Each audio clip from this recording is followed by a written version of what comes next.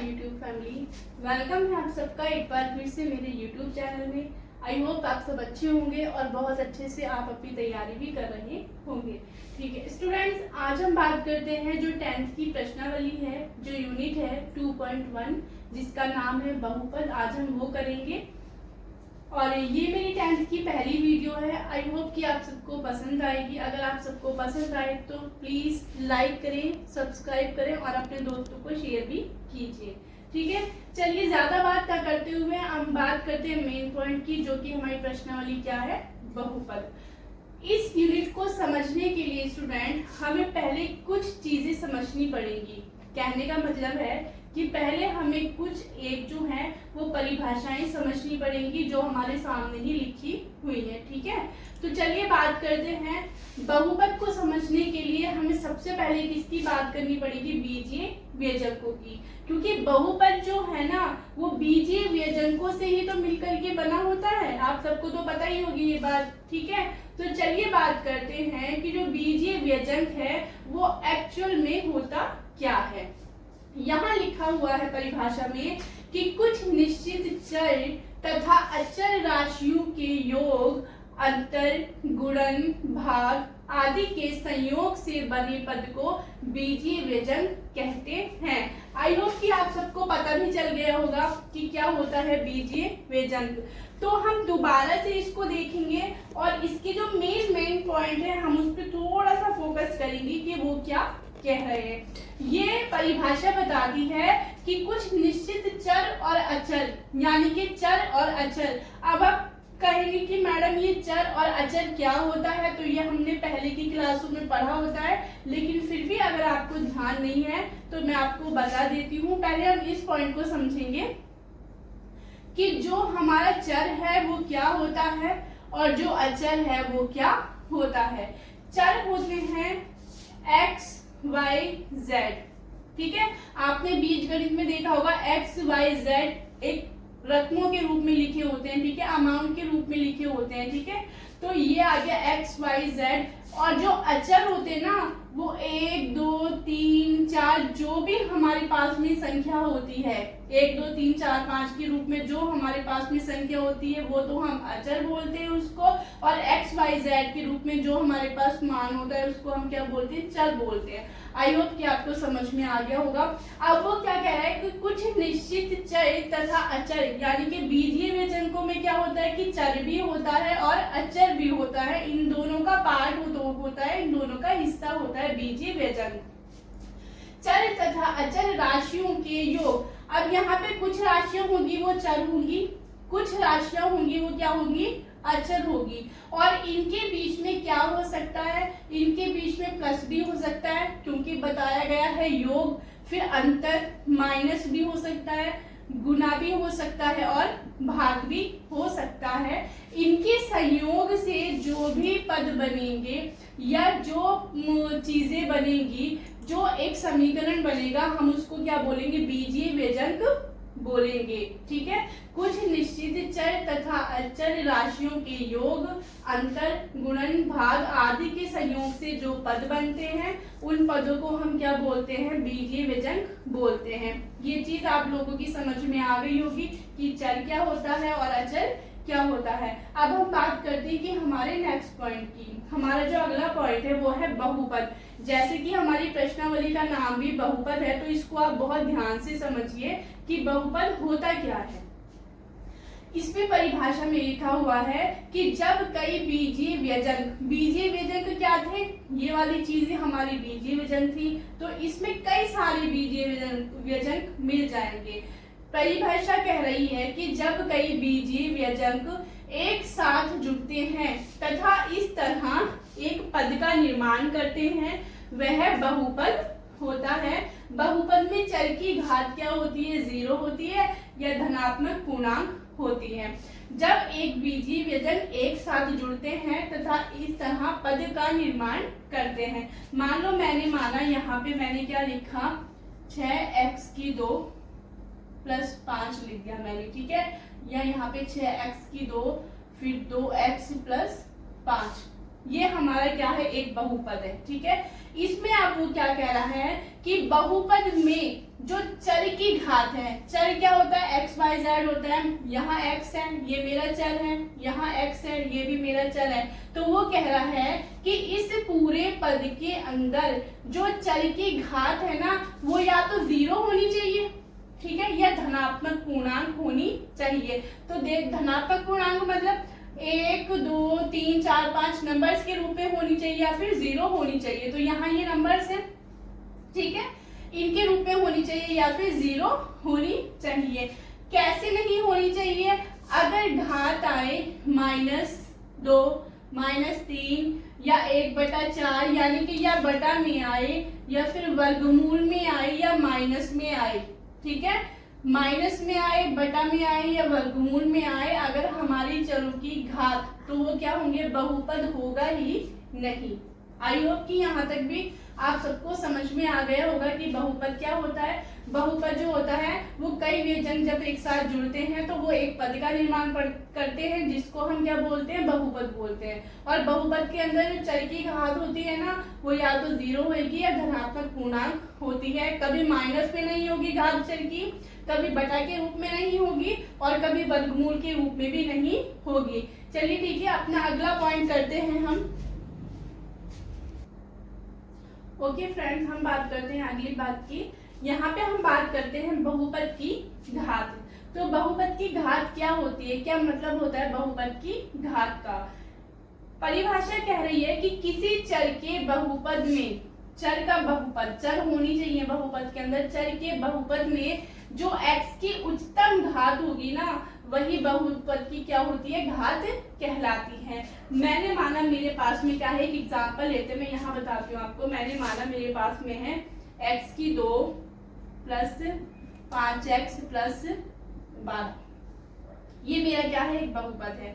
तो इस बहुपद के अंदर, ठीक है, जो x चर है ना, चर x में जो घात है, ठीक है, वो क्या है, 2 का बहुपद है। यहाँ पे सबसे बड़ी घात किसकी है, 2 की। ठीक है, तो यहाँ पे जो चर x में जो घात है ना, वो 2 क्या होगी, बहुपद होगी। घात 2 का क्या है, बहुपद है। इसी तरह से मैं अगला लेती हूँ। यहाँ पे x की 3 है प्लस 2x की 2 कर दिया, प्लस मैंने यहाँ पे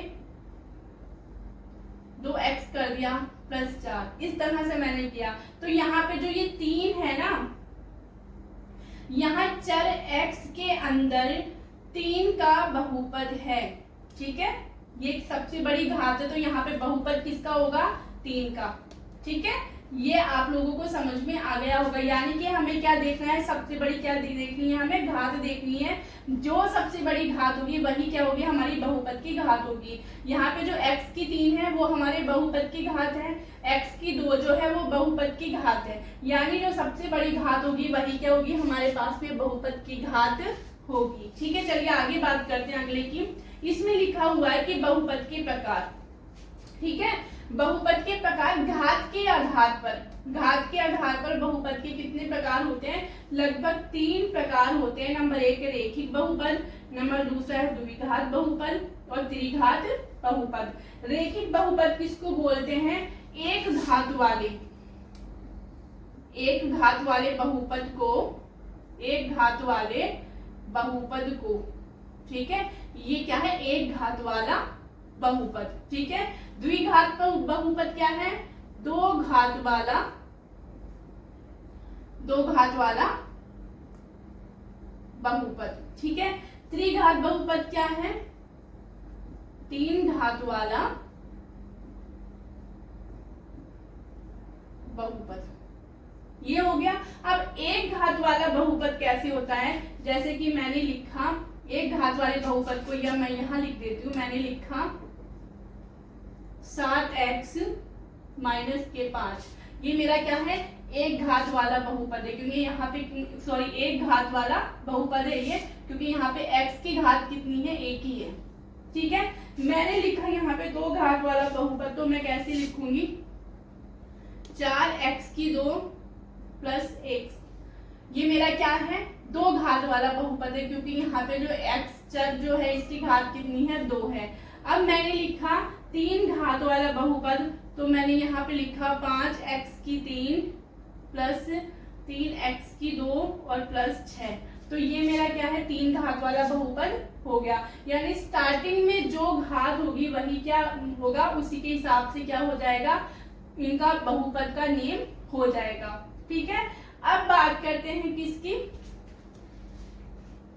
चलिए हम अगले पॉइंट की बात करते हैं। हमने यहाँ तक तो ये पढ़ा ही था ना कि घात क्या होती है, या रेखिक बहुपद किसको बोलते हैं, द्विघात बहुपद किसको बोलते हैं, त्रिघात बहुपद किसको बोलते हैं। तो हमें पता चला था कि जो एक घात वाला बहुपद है हम उसको क्या बोलते हैं, रेखिक बहुपद बोलते हैं। दो घात वाले बहुपद को द्विघात बहुपद बोलते हैं और तीन घात वाले बहुपद को त्रिघात बहुपद बोलते हैं। और इनके जो एग्जाम्पल्स हैं वो यहाँ पर है। यहाँ x की घात कितनी है, 1 है, यहाँ चर की घात 2 है, यहाँ चर की घात 3 है। चर किसको बोलते हैं, x y z के रूप में जो भी अंक या जो भी चीज लिखी होगी उसको हम चर बोलते हैं। और अचर किसको बोलते हैं, 1 2 3 4 5 जो भी वास्तविक संख्या होगी उसको हम क्या बोलेंगे, अचर बोलेंगे। अब हम बात करते हैं ये जो तीन बहुपद है ना, इनके व्यापक रूप की। व्यापक रूप ये जो आगे आपके क्वेश्चन होंगे उसके अंदर काम आएंगे। व्यापक रूप क्या होता है, तो देखिए जो रेखिक बहुपद होता है ना उसका व्यापक रूप क्या है, ये है। यानी कि जब हमें मान दिए होंगे ना तो हमें इस रूप में अपने आंसर को लाना पड़ेगा। ठीक है, तो देखिए बन रहा है कि नहीं बन रहा, 7x और यहाँ मैं +5 कर देती हूँ। ठीक है, a यहाँ पे क्या है, कोई भी वास्तविक संख्या हो सकती है, 1 हो सकता है, 2 3 4 5, जैसे कि यहाँ पे क्या है 7 है x और +5। b भी क्या हो सकता है, कोई वास्तविक संख्या हो सकती है, जैसे कि यहाँ 5 है। तो ये मेरा व्यापक रूप बन गया किसका, रेखिक बहुपद का। अब मैं बात करती हूँ द्विघात बहुपद के व्यापक रूप की। तो द्विघात बहुपद का जो व्यापक रूप है वो ये है। ठीक है, द्विघात बहुपद का वही वाला वापस से अगर मैं लेती हूँ तो 4x2 आ गया यहाँ पर। ठीक है, 4x2 फिर मैंने यहाँ पर लिखा 2x फिर +3 कर देती हूँ। ये मेरा क्या है, द्विघात बहुपद है। ठीक है, इसका व्यापक रूप है। अगला मैं क्या लेती हूँ, त्रिघात बहुपद का व्यापक रूप, ax3 bx2 plus cx plus ये मैं मान लो यही कर देती हूँ 5x3 प्लस 3x2 प्लस मैंने यहाँ पे 2x कर दिया और +6। ठीक है, ये मेरा क्या है, त्रिघाती जो बहुपद है उसका व्यापक रूप है। ये चीजें आपको ध्यान में रखनी पड़ेंगी। चलिए ठीक है, अब क्या करते हैं, हम अगला पॉइंट लेके चलते हैं। हम किसकी बात करते हैं, हमें बात करनी है बहुपद के शून्यांक की। बहुपद का शून्यांक क्या होता है, एक वास्तविक संख्या के बहुपद का शून्यांक कहलाती है। ये तो हमारी बुकिश लैंग्वेज है पूरी, लेकिन अगर आपको समझना है तो इस चीज को थोड़ा सा ध्यान दें कि या तो हम कह सकते हैं कि एक वास्तविक संख्या के बहुपद का शून्यांक कहलाती है, या फिर मैं कह सकती हूँ कि शून्यांक वह होता है जिसको चर के स्थान पर रखने पर बहुपद का मान 0 हो जाता है। यानी शून्यांक क्या होता है, शून्यांक वह होता है जिसको अगर मैं चर के स्थान पर रखूंगी, x y z के स्थान पर रखूंगी ना, तो वो पूरे के पूरे बहुपद का जो मान है उसको 0 कर देगा। जैसे कि मैंने यहाँ पे एक क्वेश्चन लिया, एक समीकरण ली मैंने यहाँ पे, मैंने लिखा x + 5। ठीक है, तो मुझे सोचना है कि यहाँ x की जगह मैं ऐसा कौन सा अंक लिखूं कि वो मेरे इस पूरे मान को क्या बना दे, 0 बना दे। यानी कि x + 5 जो है ना वो मेरा 0 हो जाए। मैं इस x की जगह पे ऐसा क्या मान लिखूंगी, तो देखिए अब यहाँ पे x भी दिया हुआ है, 5 भी दिया हुआ है, यहाँ पे 0 मुझे इसका मान बनाना है। कैलकुलेशन हम कैसे करते हैं, जब कोई चीज हमारे बाएं साइड होती है तो राइट साइड में जाकर के वो माइनस की हो जाती है। अगर यहाँ प्लस है तो यहाँ माइनस हो जाएगा, यहाँ माइनस है तो यहाँ प्लस हो जाएगा। अगर अब मुझे x का मान लेना है, अब मैं चर और अचर को अलग करूंगी, तो x को अलग कर लूंगी जो कि मेरा चर है, और अचर को अलग कर लूंगी जो कि मेरा क्या है, 5 है। तो मैंने x यहाँ लिखा। अब ये जो प्लस वाला 5 है ना, ये यहाँ पर जाकर के मेरा क्या हो जाएगा, माइनस का 5 हो जाएगा। तो मेरे पास में लिखा हुआ दिख रहा है कि जो x का मान है ना वो -5 आया मेरे पास में। अब मैंने सोचना ये है, फिर वापस से इस लैंग्वेज पे जाऊंगी, मैं इस लाइन को ध्यान में रखूंगी कि शून्यांक वह होता है जिसको चर के स्थान पर रखने पर, अब मान लो ये मेरा क्या आ गया, x का मान, ये मेरा शून्यांक आ गया, ठीक है। वो क्या कह रहा है कि जिसको चर के स्थान पर रखने पर बहुपद का मान क्या हो जाए, 0 हो जाए। अब मुझे मिल गया कि -5 मेरा शून्यांक है। अब मैं रख के देखती हूँ, x की जगह पे मैंने यहाँ -5 किया और पीछे क्या था मेरा +5, माइनस के 5 से प्लस के 5 कट गए, क्या हो गया 0। तो ये मेरा जो -5 है ना ये सही है, ये होता है शून्यांक, ठीक है। आई होप कि आप सबको समझ आ गया होगा। चलिए ठीक है, अगले पॉइंट पे चलती हूँ, अगले पॉइंट की तरफ बढ़ते हैं। अभी तक तो हमने क्या बात की थी, बहुपद के शून्यांक की बात की थी कि शून्यांक क्या है, और काफी हद तक मुझे लगता है कि आप लोगों को समझ में भी आ गया होगा। अब हम अगली बात करते हैं, जो हमारा पॉइंट है कि बहुपद के शून्यांक और गुणांकों में क्या संबंध होता है। अब शून्यांक तो हम लोगों ने पढ़ लिया है और गुणांक हमें क्या करना है, अभी पढ़ना है। तो हम पहले इन दोनों को साथ में देखेंगे कि शून्यांक क्या होता है और गुणांक क्या होता है, फिर हम इनके बीच में जो संबंध होता है उसकी बात करेंगे। तो देखिए मैं बात करती हूँ शून्यांक की, ठीक है। शून्यांक वापस से हम देखेंगे कि ये क्या होता है। शून्यांक वह होता है जिसमें बहुपद का मान 0 हो जाए। जैसे कि मेरे पास में एक सम दिया हुआ है 2x + 3। यहाँ पे मैं ये जो चर x है यहाँ पे ऐसा क्या मान रखूं कि जो मेरे इस पूरे का मान है क्या बन जाए, 0 बन जाए। यानी x की जगह पे मैं ऐसा क्या रखूं कि मेरे इस पूरे जो समीकरण है, पूरा जो बहुपद है, इसका मान क्या बन जाए, 0 बन जाए, ठीक है। अब आपने देखना है, मैं चर वाली रकम अलग कर लूंगी और अचर वाली अलग कर लूंगी। चर वाली कौन सी है, ये चर वाली रकम है और ये अचर वाली है, ठीक है। ये आ गया मेरा 2x, जब +3 यहाँ है, जब मैं इसको ब्रैकेट के इस तरफ लेके जाऊंगी, बराबर के इधर लेके जाऊंगी, तो ये किसका बन जाएगा, -3 बन जाएगा, क्योंकि ये प्लस का था। अभी भी मेरे पास में चीजें रहती हैं। अब मैं इसको अचर को और इसको चर को भी थोड़ा सा अलग करूंगी, क्योंकि ये गुना में है। तो मैं x का मान निकालने के लिए क्या करूंगी, जब ये दोनों गुना में है ना और मैं 2 को इस तरफ लेके जाऊंगी, तो ये क्या हो जाएगी, -3 के बटा में चली जाएगी, ठीक है। अगर इधर कोई रकम प्लस की होती है तो यहाँ जाके माइनस की हो जाती है, अगर यहाँ गुना में होती है तो यहाँ जाके वो बटा में चली जाती है, यहाँ माइनस में होती है तो यहाँ प्लस की हो जाती है। यानी जो हमारे निशान है ना वो क्या हो जाते हैं, अपोजिट हो जाते हैं। अब यहाँ पे x का मान -3/2 आया। अब आप कहेंगे मैडम -3/2 तो आ गया x का मान, लेकिन हमें कैसे पता चला कि सच में 0 कर देगा कि नहीं कर देगा। तो देखो लगा के देखते हैं।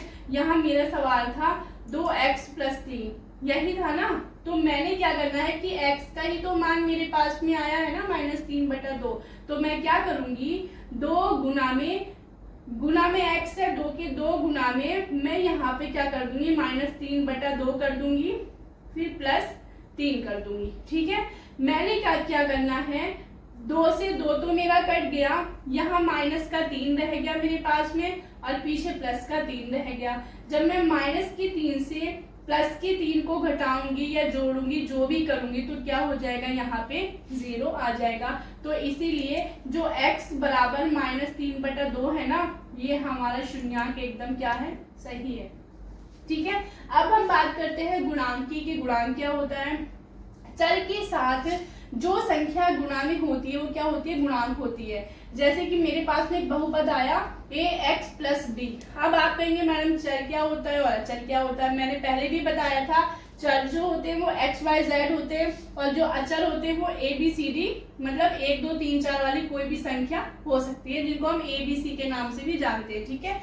यहाँ पे जो x चर है ना, चर का गुणांक, वो क्या कह रहा है, चर के साथ जो संख्या गुणा में होती है, तो चर तो ये है भाई हमारा, इसके साथ में गुणा में तो a आ रहा है, यानी यहाँ जो a है ना वो x, या फिर मैं कहूँ कि चर का क्या है, गुणांक है,